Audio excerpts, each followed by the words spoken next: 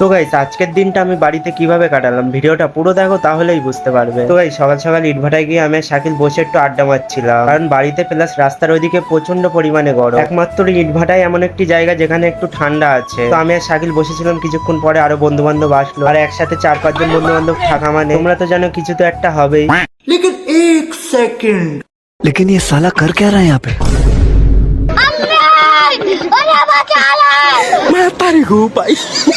হ্যাঁ গাইস, একসাথে অনেকগুলো বন্ধু বান্ধব থাকলে এরকমটাই হয়। আর হ্যাঁ গাইস, আজকে বাড়িতে আছে, ফুটবল খেলবো না তা কখনো হয়? তাই চলে আসলাম বিকেল বেলা ফুটবল খেলতে। আর গাইস ফুটবল খেলতে খেলতে মনিফার কি বলছে তোমরা একটু শোনো।